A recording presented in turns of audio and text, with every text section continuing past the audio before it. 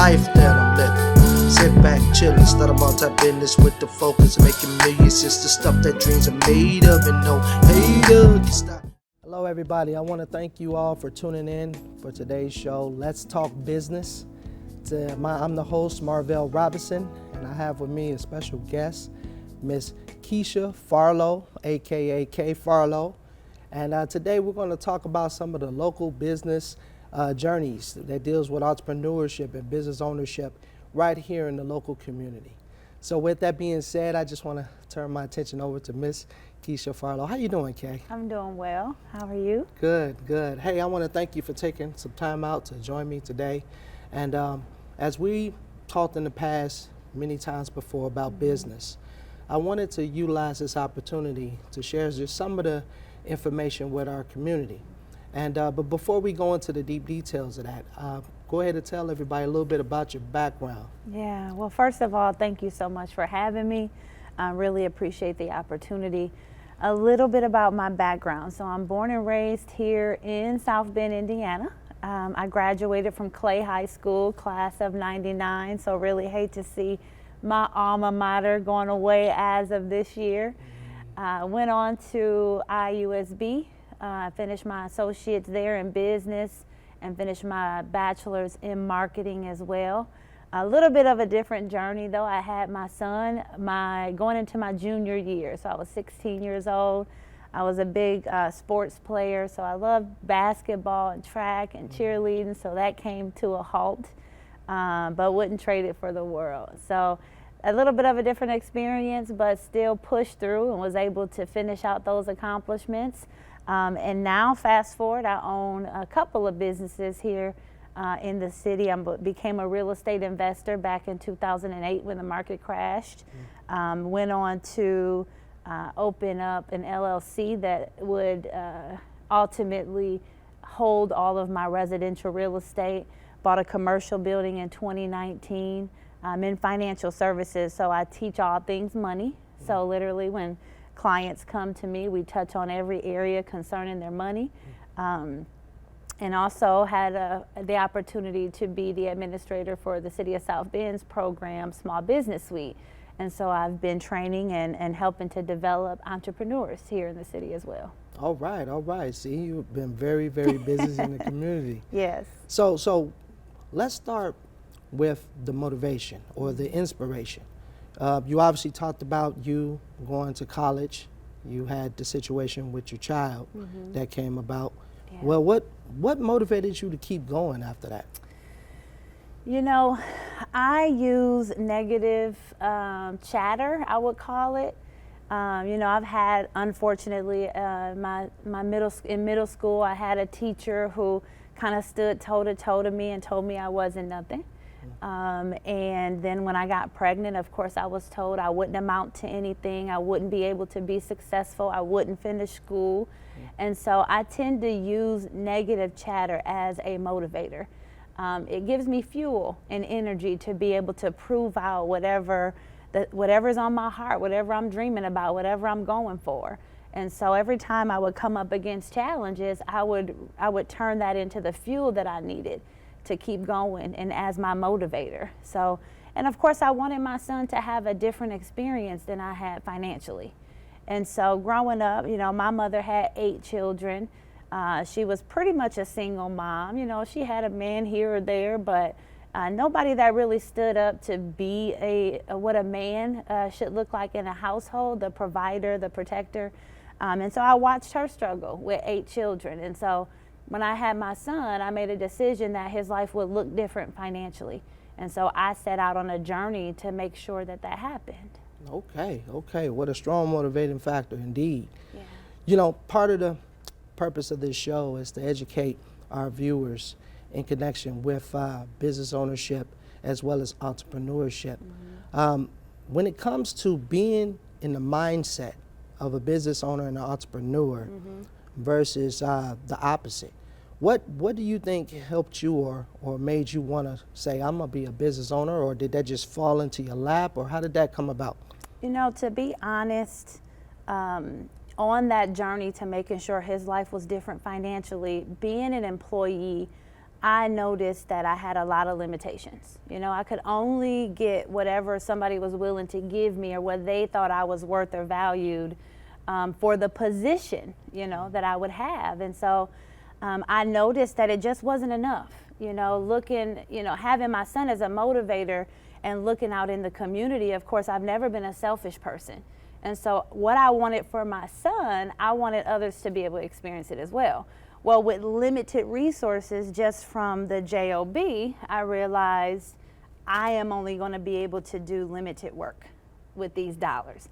I could take care of me and mine, but outside of us, I wouldn't be able to make the impact that I wanted to make, right? So when I consider economic impact or economic empowerment, it's tough to reach what I saw and envisioned in my mind with the limitations that were afforded to me through the job. Okay, absolutely. So with that being said, I know a lot of people that have a lot of ideas and they want to do amazing things, but they get stuck somewhere in that journey. So what steps would you encourage others who want to be business owners and entrepreneurs seriously? What steps would you tell them to do to establish their business? What should they do? The very first thing is a plan. You have to put together and on paper what it is that you want to do, because it's tough to get help from even people who can help you if you haven't made it clear on what you need help with. But it's funny that you bring that up, because I know a lot of people like that, and they come to see me all the time.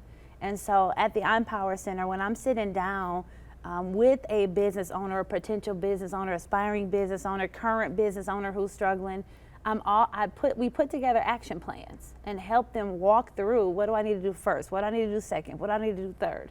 And I find that so many people need that support, that it's a service that I had to get into doing. And so the City of South Bend has the Small Business Development Program, Small Business Suite, that it's called. And so through that program, and the program has some limitations, but there's some changes that are coming. Really excited about those with the Opportunity Fund that the City of South Bend posted as well. And so the ecosystem, getting connected to people who can help you navigate through the resources that are available and can help keep you on that track of what do I do next and what's next and what's next. But to get started, you have to have a plan. It has to come out of here and on that paper so that people can assist you with it. Yeah, I agree with that. And that's a crucial step. The very first step sounds like. Yes. Would you agree with the statement that it's easy to start a business, but the hard part is to keep that business operating? Yes, I will. Yeah, because just thinking about the selection process a person may choose for the structure of their business, of course they have the option to choose between small corporation, LLC, and so forth. What are some of the benefits that you have found for the structure of your companies? I really would say that most people get hung up on LLC or S Corp or C Corp or sole proprietor or partnership. Don't get hung up there. The first thing you got to do is prove to yourself you have a business. Start doing the work. Don't make the registration of the business so important that you don't realize you don't really have a business that can continue to go on beyond the idea that you have, right? So show yourself that this is a business by starting to do the work.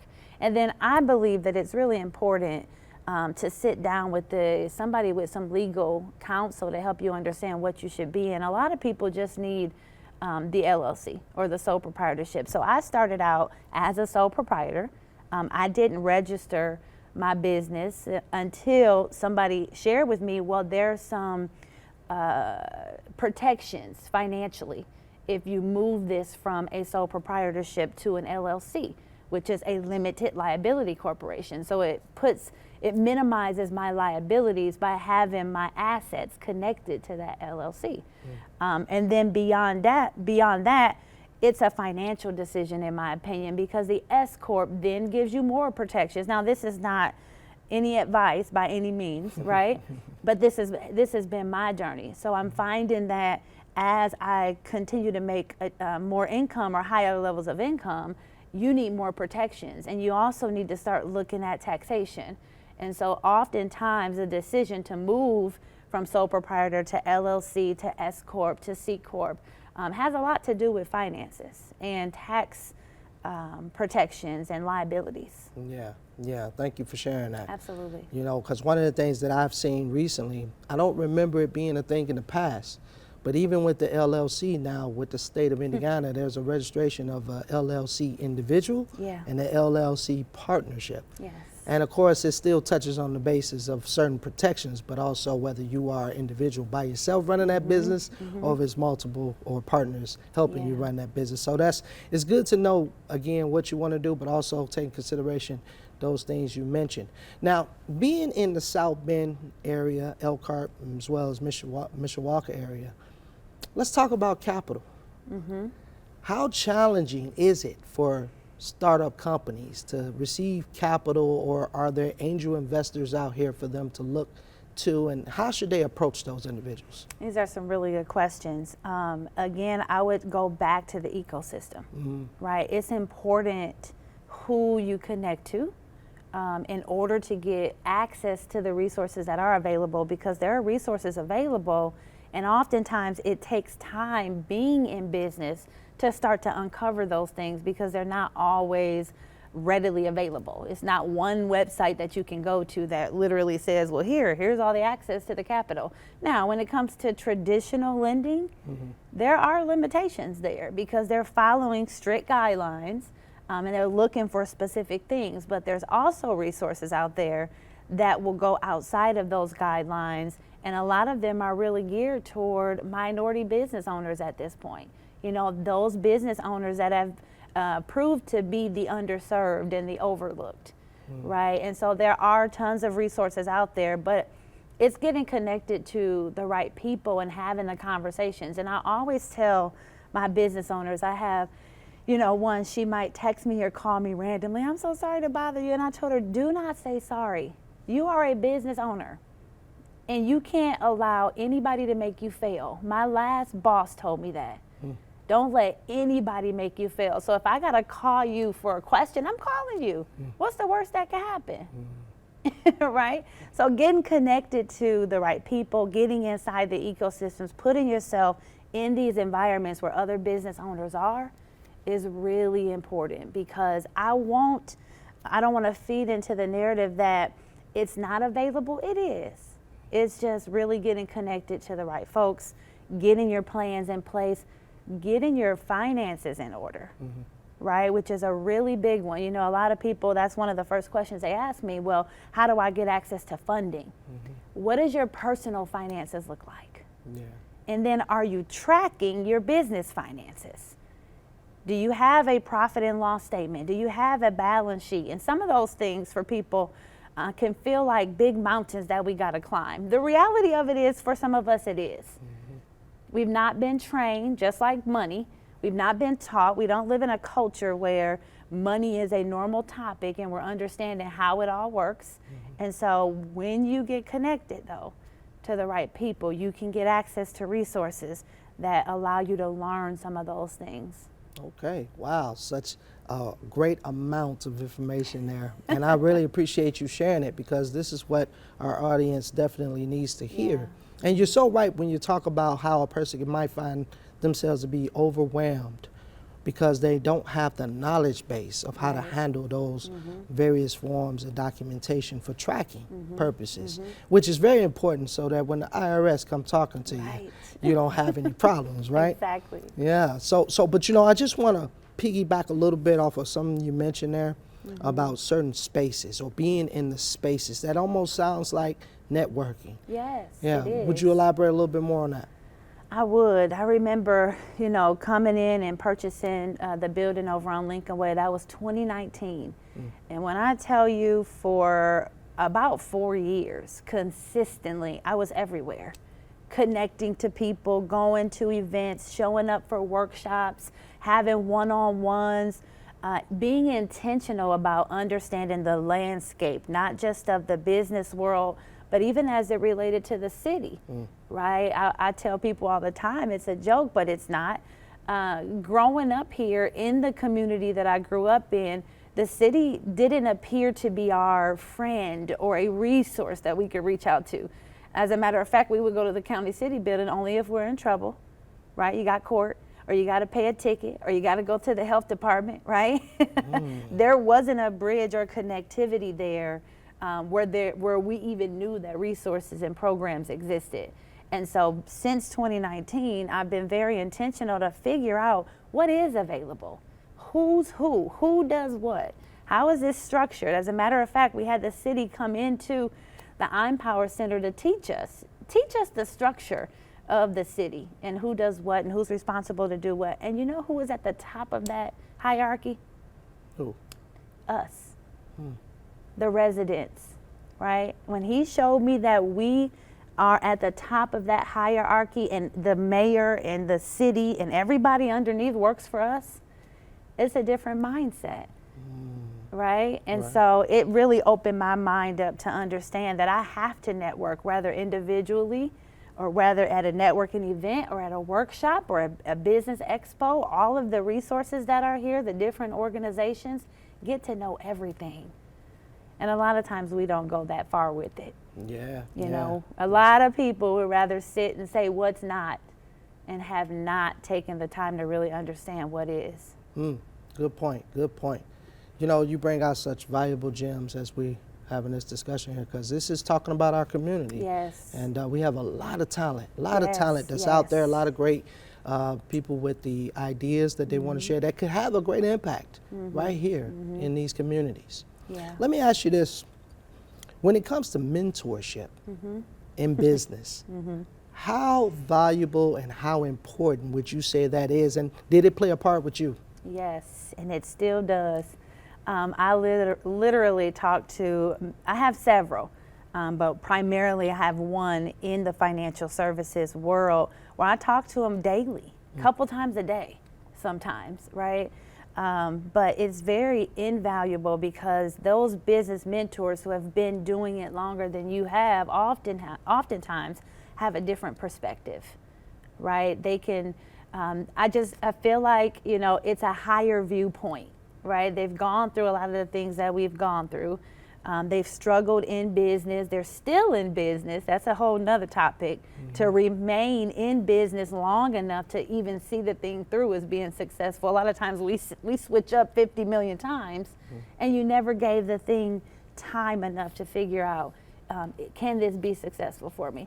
But having those mentors, being able to text them, being able to call them, being in, you know, at lunches with them is very important, and it's played a vital role for me to remain in business because it's not easy, right? Yeah. I'm human. I get emotional. I get frustrated. I don't want to get up. I don't want to do the thing again today.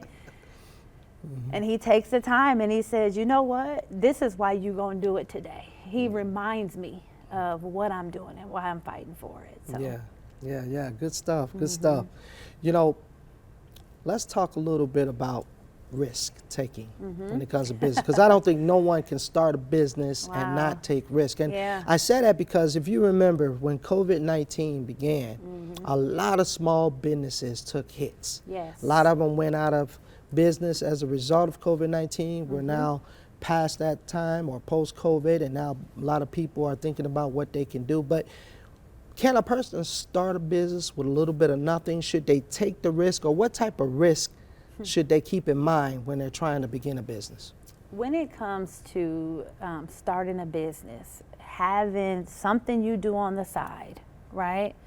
I think it's more risky not to do it than to do it. And most things you can start with little to no money. It's a talent that you have. It's some gift, something that you enjoy doing that you likely can get compensated for whatever it is. You know, there's a scripture that talks about your gift will make room for you. You got something that you talented in, that you gifted in, that God has given to you.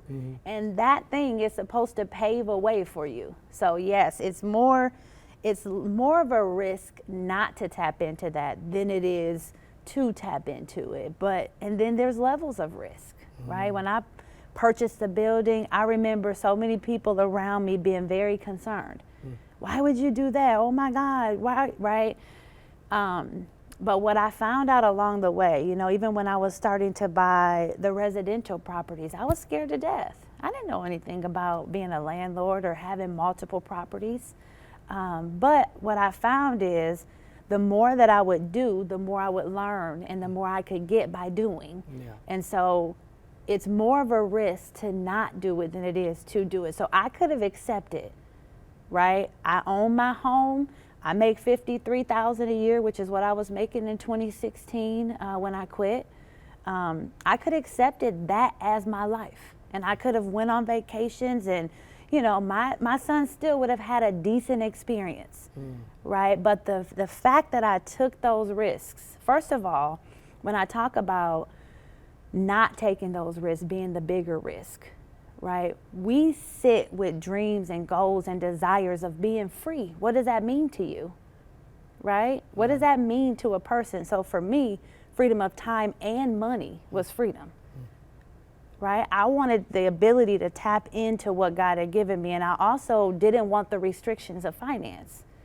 So I knew that was not going to come from a JOB, because the first one is impossible to have time freedom when you have a JOB. Right? Somebody's telling you what to do, when to be there, what time you got to be there, how long you got to be there, when you can go on vacation, right? When you're bereaving, how many days you get. When you're grieving, rather, how many bereavement days you get. Right. And I wanted those limitations gone first.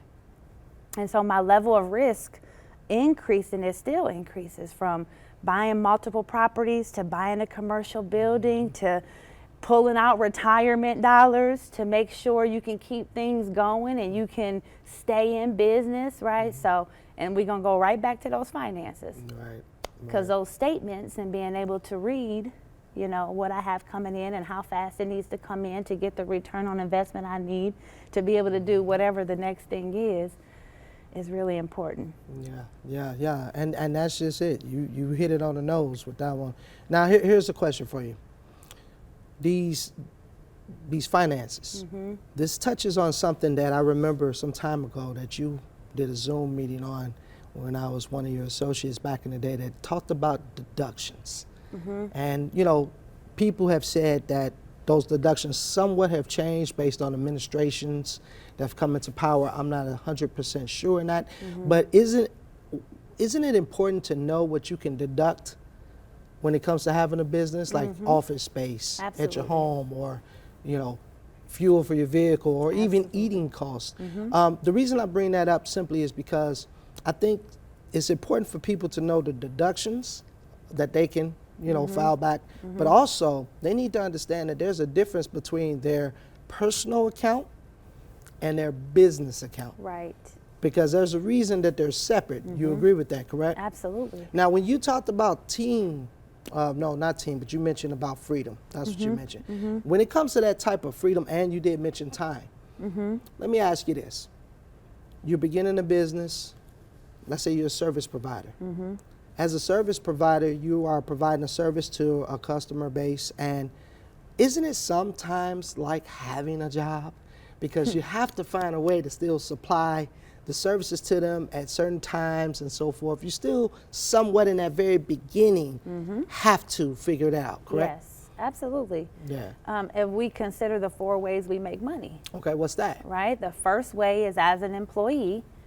Oftentimes people decide I can do this better on my own, or I can do XYZ better on my own to make money. So they break into an idea of time freedom, because they do get to decide when they work. But ultimately, in that second realm of self-employment, so moving from employee to self-employment, when you get to that realm, you are self-employed. That means if you don't do something, you won't make money. So now you own a job in a sense, because you have to do that task over and over and over again yourself in order to make money in that space. Right. But the freedom of the true freedom of time and money comes in when I can transition over to that business owner or an investor, right? Where my money makes money for me, my time is being freed up, Because as a true business owner, I have others working for me and with me. Nice. Ultimately, as a true business owner, you free yourself up to where the business runs without you. That's where the true freedom comes in. And so working your way from employee to self-employed over to business owner, right, is a work. That's right. That's right. So you do own that job, but you alluded to those accounts, right? When I had an attorney say to me, listen, if I'm the attorney and somebody sues you and I come in as that attorney and find that you commingled funds, that means you had your business funds mixed in with your personal funds, I'm taking everything. Yeah. And I went, oh, shoot, this is more important than Right. I realized. It's not just about reporting. It's not just about truly being able to see how much money your business is making, but it is connected to your risks Yeah. and liabilities as well. Because if you are, unfortunately, in a position where you're being sued, hopefully you got your proper insurances in place, That's first right. of all. That's right. But then hopefully you've done the right things with separating those finances out so that your personal finances can be protected Yeah.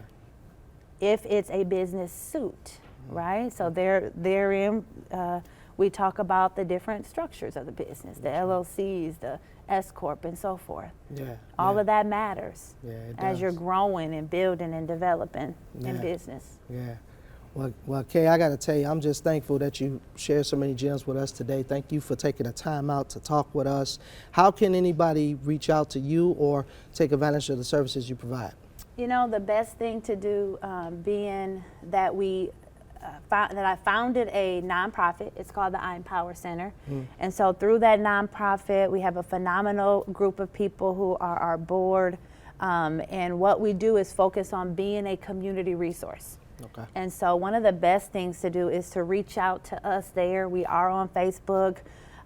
We are on Lincoln Way. The address is 22500 US Highway 20, which is also known as Lincoln Way West, so 22500. It's called the Empower Center. And so what we do is for free, right? Sit down, do a consultation and figure out where you are. Okay. And then help you go from there. And sometimes it's not always us. Sometimes it's getting you connected to one of the other resources. But I wanted to create a space that we felt safe enough to come and share and open up and have others help you figure out what you need to do next. All right. Well, thank you, Kay. And thank you all for joining us for Let's Talk Business. And we'll see you at the next episode. Take care, you all.